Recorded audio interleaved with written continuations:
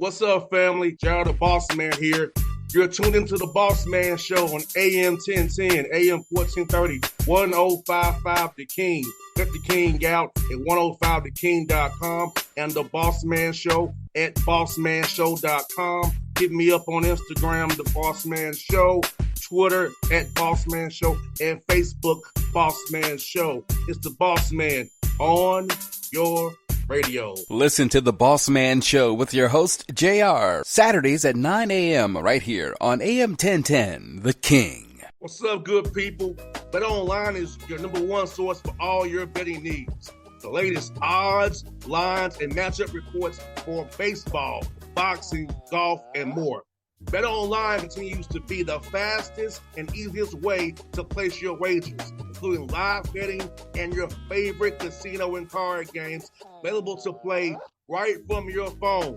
Head to the website or use your mobile device to sign up today and get in on the action. Remember to use your promo code BELIEVE, B-L-E-A-V, for your 50% welcome bonus on your first deposit. BetOnline, where the game starts. BS3 Network, changing the way you watch TV. Yes, BS3 Network, changing the way you watch TV, covering content and hot topics from A to Z, sports, music, society and culture, movie reviews, you name it, we have it. Check it out on bs3network.com or check us out on Roku, BS3 TV on Roku, as well as check out your favorite podcast on all podcast platforms or Spreaker.com/BS3 Network. You are now tuned to BS3 Network.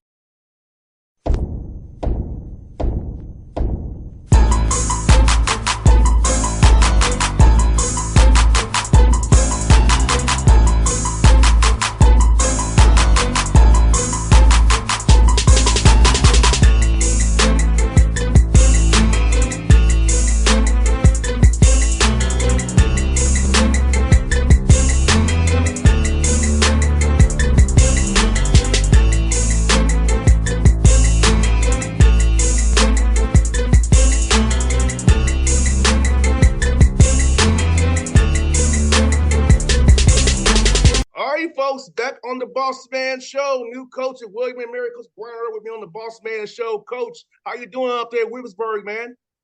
I'm doing great. It's great to be here. I'm happy. We're excited. We can't wait to get started in another month or so. But so it's mostly recruiting now, but want to get to the basketball at some point here. I hear that, man. Well, Coach, for you, man, how's it been? You know, you've been a head coach before, then you're moving down here to William & Mary after being in Cornell. So talk about that, man, just moving to a new place, man, with your family. Just what made you decide to make this move at this point in time?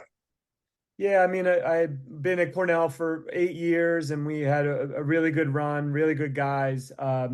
We almost had a title this year.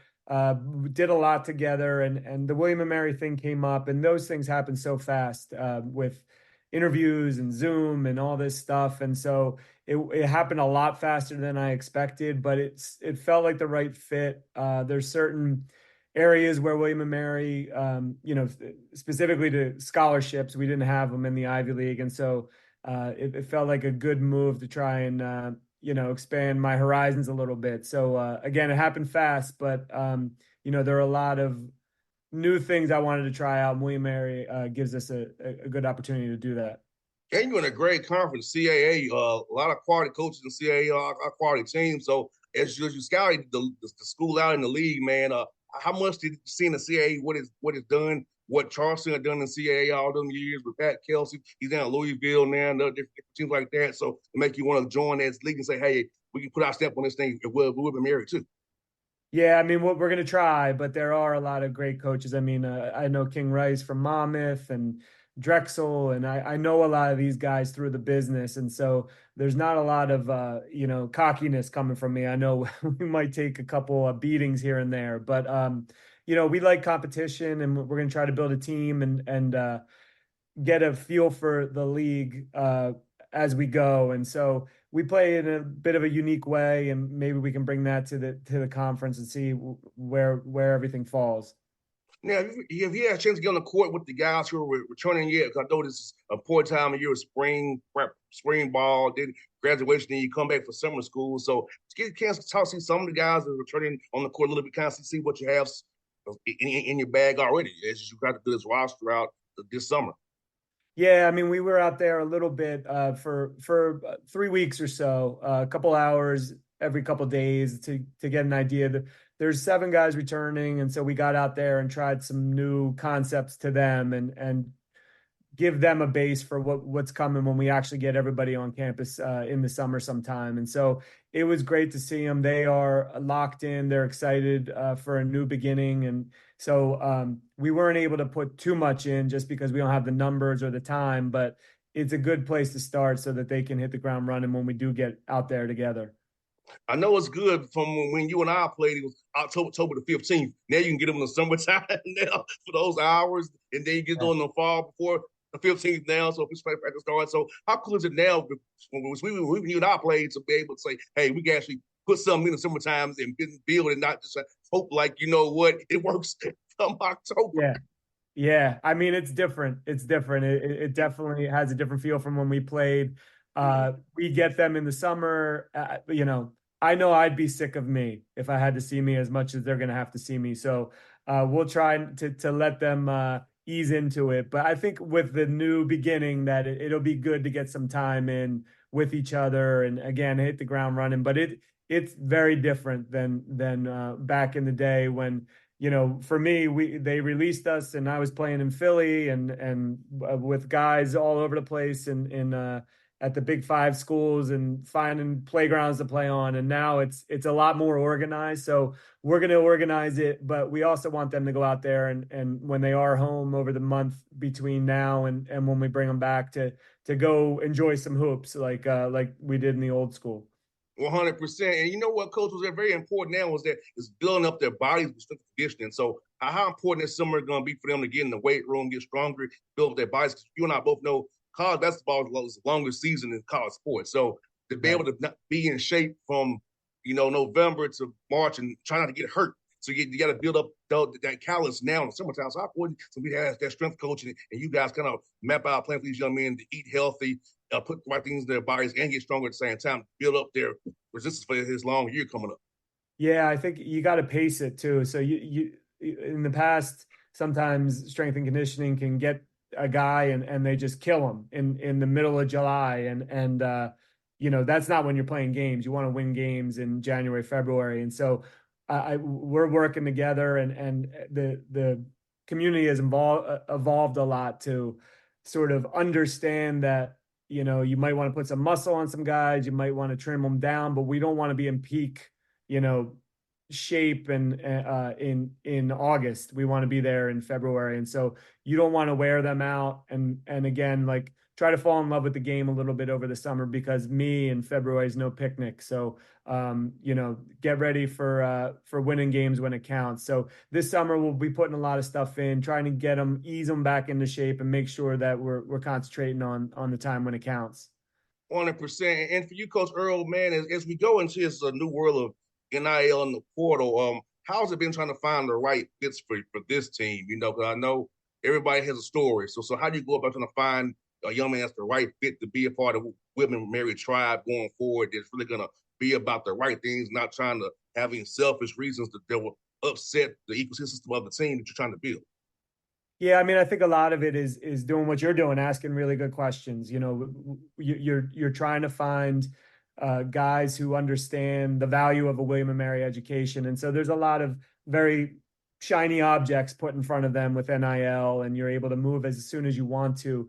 But in the end, if you get a degree from a pretty prestigious school, you're going to make more money. Your life's going to be a lot easier over the next 40 years. So in recruiting, which we've been doing every day, all day, you're sort of screening for those guys who understand what we're offering. And it may not be something immediate, but it's definitely a degree that as you talk to people who have William and Mary degrees, they're doing some pretty wonderful things out in the world. And so it's a nuanced approach, but you got to ask the right questions and see how they answer it. If they know what we're actually putting on the table won't be immediate, but it'll work later in life.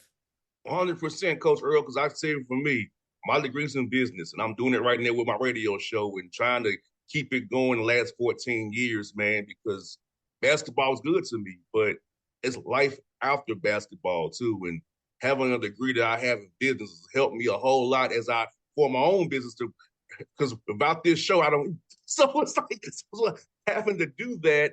Right. That college degree I got in playing ball is really important. I hope you know what I mean. Understand what we're saying. That hey, this degree thing is very important. Having the right coaches who will support you and love you is important. And you're more than just a number or a name to help them win games. You're somebody they actually care about. Yeah. And it's difficult, I mean, when we were 17, 18, we needed to learn a lot more. But if I could go back and tell myself, don't make these mistakes, I don't know if I would listen to me. So it takes a smart kid and someone who's really invested in what the future will look like to understand the connections you'll have, how business works in 20 years, whatever it may be. But it's a hard process, and you got to find the right kids, and that's what we're doing. We're working hard to find that, so that they understand what we're talking about. 100%. Let me ask you this, man. Now, I know for me, Coach Earl, when I was playing, I never wanted to be a coach. So, but because I know I'm too competitive, and my mouth is too bad off there. I have a party off the air. Right. But for you, when you was playing at Princeton, at what point did you just kind of put in your head that you wanted to become a coach and get into his business that we both love? Now I do on the media side, but you doing it every day in that fire, man. Yeah, I mean, it wasn't something where I said I'm going to do that. I played at Princeton. We had a successful run there.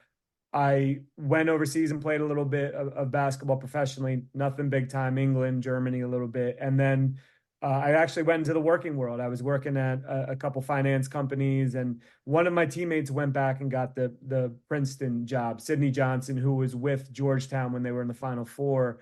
And he called me up and said, "We need you back here. Get back to the alma mater." The program had fallen on some tough times, and so I don't know if it was a calling, but I had always stayed close to the program, and basketball has been a big part of my life. My father played in college. My brother played before me at Penn State, and so I sort of went back to it, and it's been I guess about 17 years or so that I've been in it, but it was like anything else in life. You sort of evolve into what you become, and that's what it was for me. No doubt, man. You know what? I respect what you all do so much because my dad was a high school coach, so I respect what you do so much. Because all my dad's stress, and he's always on legal pad, drawing up plays, thinking about things, charting things. I just want to have some peace. I saw my dad tortured. This is high school tortured. So like, Right. just talk about it on the radio. Yeah. Do it every day. But seeing Right. my dad do that, Coach, man, it really gave me that perspective. Like, I might not want to do this in my life. Right. Right. Yeah. It can be a grind, and you become obsessed with it. But I'm sure you're that way with this profession. There's a love-hate with it, but if you really like something and you are good at it, it takes up a lot of your time if you're a hard worker. And so it's that rub where I was working at a company, Sally Mae, and I could take it or leave it, and I could miss a plane, or like I did a lot of stuff that looking back, I could say I wasn't in love with that. But with coaching, I'm up at night and looking on Twitter and finding a new play to put in, and you take that obsession because you have such a passion for it. Now, Coach, let me ask you this, man. Now, when you watch the NBA, can you watch the game as a fan? Because I can't do it. I'm looking at stuff that I know was going on. I'm looking at every guy, all they hard heads and all they Right. curling. Can you watch it normally? Because I know I can't do it, Coach. I try, but I can't. Yeah, I'm not. I'm from the Philly area, and I should love the Sixers, but I do find myself watching the tactics, the strategy that they're doing, how they're trying to stop Jokic, or what this team's doing offensively, because these guys are on the court for the other team. So again, it's that thing where it sucks you back into what you're sort of passionate about, and so I try to be present with the family when a game is on. So I walk away from it because same thing. I start drawing up plays in my head, and I got to leave it alone for a minute. Thankfully, when I watched the Braves, I don't have that problem. I know. Yeah, that's the same thing with me. You put baseball on, and I can just breeze away. But You put on football or basketball, my mind starts racing. I right. can't watch it normally. Yeah, it's exhausting. It's exhausting. That's right. So I'm glad I'm the only one who has this problem. Thank God. No, you're not. You're not. You share it. You share it with a lot of us. A lot of us coaches. Yeah. Yes, and you said, man, I love doing this. My favorite part of my day is talking to guys like you. Like the calling for advertising and trying to handle sales calls, interns. I enjoy to talk to you today, then Kelvin Sampson at noon today. Now that's good for me. I enjoy that. Yeah, but I go a sales call at 2:00, I'm not gonna enjoy it. Yeah, you're not all in. Oh my God, I can't believe you're talking to Kelvin Sampson. He's one of my favorites. I'm gonna have to listen to that.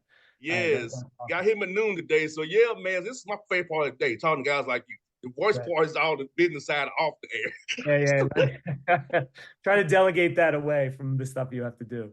Yes, 100%, man. And Coach, I got some more for you, man. For you, what's been your favorite food spots up there, man? Since you've gotten there, and you got the food scene up there. What's some spots that you loving so far right now?